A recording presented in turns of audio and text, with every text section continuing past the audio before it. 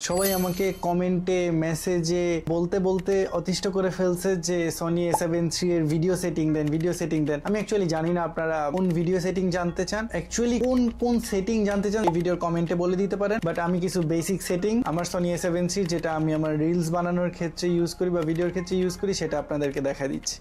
First of all আমি আমার গুলা বা ভিডিওগুলা ফরম্যাট এইচডি তে রাখি, অ্যাজ আপনারা দেখতে পারতেছেন।